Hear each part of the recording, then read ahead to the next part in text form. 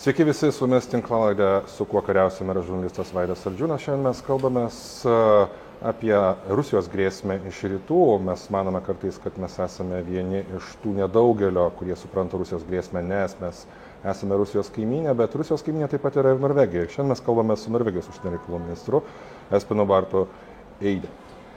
So, thank you for having this conversation. We will be speaking English, obviously. Thank you, it's good to be here. Thank you. So, we're talking at the start of the week. This interview will be shown later. And we live in such uncertain times that we do not know what will happen during that period of time. Then we may miss important topics or updates, whether from Ukraine or even closer. And there is a feeling of even bigger escalation, which is looming over us, that the war eventually may be coming to our very own doorstep. This sort of anxiety has been in Lithuania felt over the past 3 years. And as I mentioned, in Lithuanian, it would seem normal because we are a border state. However, people often forget that Norway is, and for many years was, neighbor of Russia. So what is the sense in Norway today with regards to Russia as a threat? So we take this very seriously. As you said, we used to be, in the old days in the Cold War, there were only 2 NATO countries that actually bordered the Soviet Union. That was Turkey in the south and Norway in the north. So we were very much a frontline state to the Soviet Union and then later again to Russia. And now, of course, we have several allies who are bordering Russia. So these things have changed, but we have that long history of being very much at the front end of a potential war if it would happen. So it's very easy for Norwegian to empathize with Lithuanians and with other Baltic nations and Poland. The sense of uncertainty, the sense of concern that you have is largely shared by us. I think it's a little bit more pronounced here for very understandable reasons, but fundamentally we're all in the same boat, and that's why we were so happy when you were able to join NATO back in the days, and we became part of the same alliance. And the fact that Sweden and Finland has joined NATO also means that there is a continuity from the Barents Sea in the high north to the Baltic Sea, and everything in between is NATO lands. And that makes a lot of sense for our collective defense, that connects Lithuania and Norway even more than it used to do before because of this continuity in this Nordic-Baltic, Northeast European part of the NATO alliance. You mentioned sense of concern that it is easy to emphasize, and one might say urgency of some NATO members isn't exactly like that, isn't terribly impressive, so to speak. However, Norway, on one hand, has ambitious plans to boost its defense spending for the next 12 years, to boost the support for Ukraine. It has reached 2% of GDP spending only this year, and it is nowhere near close to 3 and 3.5% as it used to be during the Cold War days. Now, is there or shouldn't be a room for larger ambition, given that your security needs are, as you mentioned, and that the fact that you still have Russia, which is a hostile power towards NATO? Well, indeed, I agree with that, and this is why we presented a very ambitious plan for upgrading our armed forces. We are now at 2%. We're above 2% now, but only from this year. I'm aiming to reach toward 3% at the end of this next defense period. And I think that's a very apt response to the situation. It has to be said, Norway has a large GDP, which also means that we have spent more on defense per capita than any other country in Western Europe for many years, per capita. But because the GDP includes all the incomes from oil and gas sales, it means that we have still been lower when it comes to the percentage of GDP. And that's being remedied now. So we managed to get to 2% before the Washington summit, which was actually the original target. 2% was within the 10 years from the 2014 decision, and we made that. But when the plan, which was unanimously adopted by every single party in Parliament, which is quite important, every single party voted for the defense plan for the next 12 years. and that will take us to 3%. Okay. One of the clearest signs of danger, at least here, is something that since 2014 was called hybrid threats. Now, during the last NATO summit, Lithuania has made clear that it wants to distance itself from this term because it is too vague and too soft, perhaps. And it is what it is. It's conventional threats, often kinetic threats, posed by certain power, and there's plenty evidence of Russian acts of sabotage, strange fires, cables cuts, water poisoning, spying over military and other critical infrastructure. It's just like before volcano eruption. There are signs of eruption, but it's not necessarily it's going to happen. Equally could mean nothing. Now, Lithuania said NATO members must have coherent strategy to react to such kinetic action, to such unconventional threats. What is Norwegian then strategy in such unconventional threats and actions?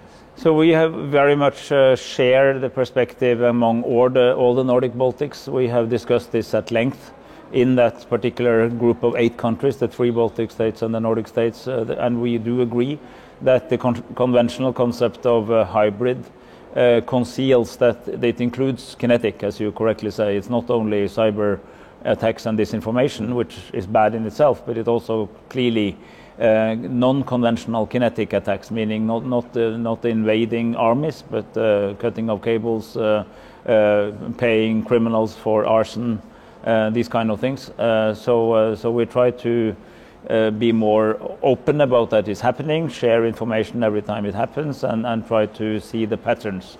And we are also increasingly open about attributing where it all comes from. You mentioned transparency, but is there a strategy to react day one in that grey area that Russia puts its hold onto? Well, I mean, we are, of course, not responding in kind. It's not like we do the same things to Russia, which would be surprising, I would say. But it's to be more aware that these things are, as I think the image of before the eruption of a volcano is a good point. Now, of course, NATO is here. We were 12 countries when we formed NATO. Norway is one of the founding members 75 years ago. Now we are 32. And none of these 32 countries, originally 12, were ever attacked by another state. And I think that is because the collective defense purpose of NATO is very clear. Article 5 makes clear that an attack on one is an attack on everybody. And we all know that if that happens, in the real sense, in a more classical sense, we will have to respond to defend the credibility of NATO and, of course, also to defend our ally. So I think that is quite a significant barrier for going from these non-conventional threats to real confrontation. But we need to be aware that you cannot be certain about the future, and we need to keep our gunpowder dry and our alliances strong. Let's talk about countering those threats and deterring them, if that's possible at all. Norway has its borders, as mentioned, in high north to look after, obviously. Yet it has been involved in the Baltic Sea area. You participated now at the moment, as you say, NATO is here. Norway participates in NATO Enhanced Forward Presence mission in Lithuania, and used to 3 times participate in Baltic Air Police. Let's talk about this one first. Would Norway be interested in participation in Baltic Air Police mission again? So we have circulated how we have been contributing, and right now it's an army contribution, as you said, to the enhanced forward presence. I will actually go and see our troops in Rukla while I'm here. So this is what we're doing right now. But as you said, we have also been in air policing, and I will not exclude that. We are not. It's not on the table right now because we're concentrating on this land military partnership. But in principle, we will. It's a permanent commitment to the countries that are in the front. Permanent commitment, you mentioned. Norway mandate for the EFP mission, as I understand, is up to 24 end of this year. As we know, EFP in Lithuania is being transformed into German-led brigade. Yes. What is the future of Norwegian component, which has significant armor punch here? So, as I said, I will see them, and I'm here. We are now discussing what is the next stage. We have a long tradition for working closely with Germany and other Nordics. We used to do that in many also when we were in international operations like in Afghanistan. Now, of course, we are more in an Article 5 context. So this is ongoing work, but in one way or the other, we will continue to contribute here. Mm. Would Lithuania's decision to withdraw from Convention of Cluster Munitions have any effect to this further participation on EFP Norways? So I will answer that with some precision. We are Norway and Lithuania sees eye to eye on almost all issues, and there are few countries that we agree more with when how to see the world than with Lithuania. We are disappointed about the fact that Lithuania withdraws from the Cluster Munitions Convention. I have raised that with my good friend and counterpart Gabrielius Landsbergis, that Norway was very central to establishing that convention, and I have myself visited two countries in which cluster munitions have been used, and the problem is not necessarily when it's used, because that tends to be in a military setting, but that generations after are killed or maimed by the remaining ordnance, a little bit like personnel mines, but even worse because you don't put them in a particular pattern. So it's a terrible weapon, which is why we want to outlaw it. So we are disappointed about that withdrawal. That said, our commitment to Lithuania's defense is rock solid and will continue independent of that. Mm-hmm. So we are in no way planning to reduce our commitment to Lithuania because of this, but among friends we have also to be able to be honest about our differences. Mm. But on this question, you mentioned disappointed twice. In your statement you mentioned regrettable. Both sides made their points. Lithuania as well, because Lithuania mentioned this decision was made in reflection to what Russia is doing, that during the Russian aggression, these restrictions lost its meaning. Russians are using cluster munitions, and we need at least to train those munitions. For that, the convention prohibits this. Mm. So what's next with this question that Lithuania withdraws? I understand other countries are also thinking, following suit. Are there any concerns about that? So I hope not. Of course, it has to be fair. It is true that your immediate NATO members did not join the convention. So I think that's an argument. Joined but not ratified. Well, they didn't ratify. Correct. They had joined but not ratified. Correct. Thank you. So the thing is, I don't necessarily think that because Russia violates international principles, we should do the same back. We have protested very severely against Russia's use of indiscriminate bombing with cluster munitions. We think that's bad. That Russia is not a signatory, but it has been against what is an international norm that has been quite widely accepted until now. So I don't think that we should reciprocate with doing the same. And the reason is it's a little bit like chemical warfare. It can be done, but the consequences are extreme and also in the long run. And this is what our issue with the cluster munitions is, not so much its battlefield use, but the fact that you are making large areas unlivable for generations. And I was very much involved in that, and what we heard from our defense contractors and our military is that modern cluster munitions are supposedly much more precise and will detonate. But then we found out that the tests are done at optimal conditions, with perfect weather at hard surfaces, and then all the duds explode almost. Mm-hmm. But in real life conditions, you have mud, you have vegetation, you have rivers. So there's a lot of recipient areas that will not trigger the detonating part of the small duds, which are hundreds of duds, and that is almost impossible to clean up. And if it's used in your neighborhood, it means that you are making your neighborhood unlivable long after the war is over. This is the particular problem with cluster munitions, which is unique. All weapons kill, but most weapons, bullets and bombs, they kill when they're used. Cluster munitions may kill you 60, 70 years later, as we're seeing in Vietnam and Laos, for instance. Right. Okay, Vietnam and Laos. As I understand, the main concern about cluster munitions is that you mentioned 90% of victims of cluster munitions are civilians. Yes. Is a direct quote. And that is caused by something called dud rate or failure rate. Yeah. So there are two questions then. How do numbers from war in Ukraine, you mentioned some numbers that you found out sort of recently, but there are tests. The Americans are saying there are 2-3% of death rate, which is acceptable to them.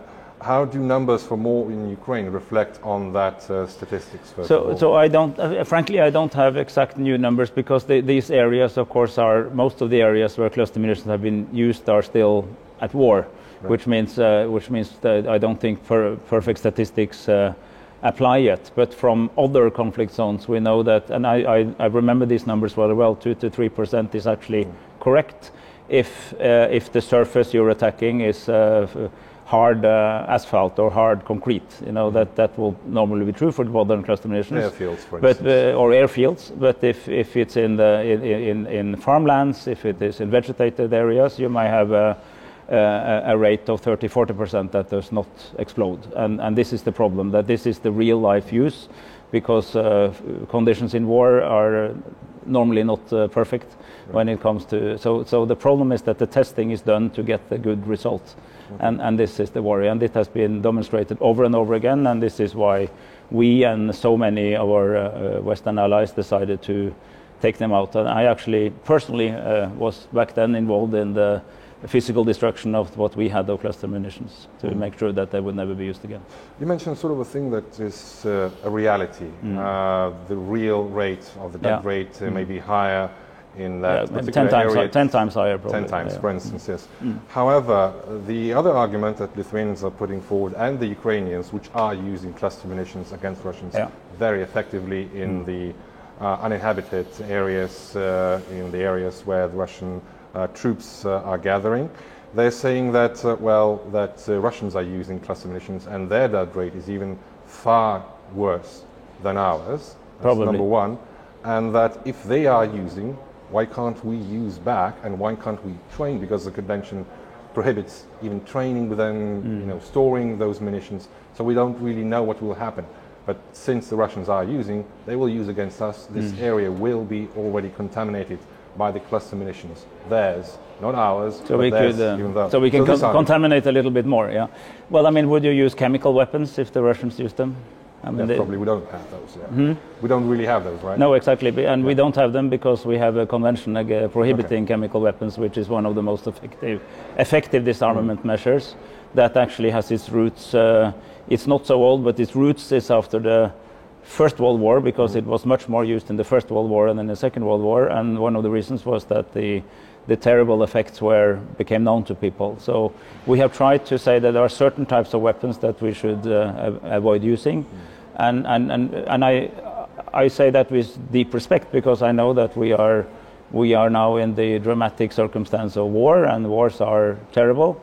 But I belong to those who believe that there should be certain limitations of what type of... And frankly, cluster munitions is a quite effective weapon against an invading troops, because the battlefield effect is a large area effect, and you take out many soldiers at the same time without knowing exactly where they are. The problem is not that, and that purpose is, if it's stopping Russian soldiers advancing, I fully understand. The problem is what happens later, because all wars end, and when farmers come back, well, their kids want to go to school and they die. This is the problem, that the long-term effect and the civilian effects that you have over time. Is the Norwegian government aware that Ukrainians are using cluster munitions with the systems that Norway has provided? The howitzers, M109s and MLRS, M270s, which are capable of firing those. They are capable, but we have explicitly prohibited that they are used. We have very few limitations, but you cannot use Norwegian weapons with cluster munitions. You're not aware that they have done that? So. We are quite certain that they will not use it with our weapons, because it's been a very clear contract and we trust our friends. So this is one of the restrictions that Norway is imposing on Ukraine, in a way. And many other countries, because if you're a signatory to the convention, you cannot support. I mean, we have a legal obligation on us in preventing that we in any way contribute to the use of cluster munitions. As you perhaps are aware that Ukrainians are complaining about other restrictions towards striking deep into Russia with different systems. Those may be the same systems that Norway provided deeper into Russia. However, they may be other systems, long-range cruise missiles, even F-16s that Norway has donated to to Ukraine. So does Norway have any restrictions on striking targets deep into Russia? So I will answer that on a principle level, because the particular details are classified. But at a principle level, our only principal limitation is international law, and there's nothing in international law that prohibits attacks into Russia. If you're attacked by Russia, Russia has established a legal condition of war, and it has to face the consequences. One of that is that counterattacks into Russia are legal. And as long as the self-defense is conducted in accordance with international humanitarian law, there is, in my view, no reason to tell the Ukrainians that they should fight with a hand on their back. Now, when we have a restriction on cluster munitions, it's because there is an international convention against the use of cluster munitions. So again, that is in reference to international law, but there is nothing in international law that says that you cannot fight back when you are attacked. And actually, if we have too many of these restrictions, it will be difficult for Ukraine to. But do I understand correctly what you're saying is that you have practical restrictions still in place, given that some of those weapons and weapon systems are American-made, and Americans are the ones who are restricting Ukrainians to strike deeper targets. With F-16, you can strike deeper into Russia. With MLRS, you can strike deeper into Russia. Indeed. However, even those weapons are provided by Norway. They have N certificate, which is United States of America. So what I am saying is that I believe that we've seen a positive general development in NATO to say that Ukraine must be able to fight effectively with the weapons they have, and that the limitations should be found in international law, again, which allows for fighting back against the attacker also in the territorial attacker, but of course respecting the principles of proportionality and distinction as in humanitarian law, which, by the way, our view is that Ukraine clearly does. They do respect these principles, and one of the differences between Ukraine and Russia, apart from being the victim and the aggressor, is that Ukraine put a strong emphasis on international law, which Russia clearly does not. And I think that when we are Lithuania, Norway, and all our allies are standing up for Ukraine, we stand up for Ukraine as a friend, as a country with whom we show solidarity, and we commend the bravery of the Ukrainian people and Ukrainian soldiers. But we also stand up for some principles, and we stand up for some key, the UN Charter, and from key principles of the European Security Order. And in that case, I keep saying that Ukraine's fight is always also Norway's fight, as I know very many people here in Lithuania feel the same, that Ukraine is also fighting for combining Lithuania. Those two things that you mentioned. But the specifics, and you hinted at it. There are, of course, weapon systems are international, and there are different rules and regulations that have to be respected, and of course this can create some confusion and some complexities on the Ukrainian side. But my principal view is that we have to allow Ukraine to fight to succeed. Combining those 2 points that you mentioned, the standing for Ukraine and for international law, does Norway support Ukraine's ultimate goal of returning to the borders of 1991 with all means possible? All legal means possible, yes. Okay. Yes, I mean, I think this is including military means. I mean, to return, to take back their territory, obviously, yes. Including Crimea, etc., etc. So we want Ukraine to succeed. Yeah. So we want Ukraine to prevail and Putin to lose in this war. What exactly that means and where a final settlement is found is very much up to Ukraine, and that success should be defined by the Ukrainians, not by me. But I want to contribute to enable Ukraine to be able to make that choice in the best possible manner. So in that sense, I say in principle, here we have a sovereign recognized country invaded by an aggressor, and it's a blatant violation of the most sacred rule in the rule book, which is that you do not attack and occupy and invade other countries, and we don't want a Europe where that kind of behavior prevails. Though exactly what that means at the end of the day, I think the best judge is the Ukrainian leadership and the Ukrainian people, but we want to make them militarily able to make the choice. You don't want that kind of Europe where that behavior, the Russian behavior, prevails. So last question then, does Norway have a strategy how to both deal with Russia in short term, medium term and long term, given the aggressive escalation vector that Kremlin is quite possibly chosen? So we are very aware and honest about the severe concern we have with the Putin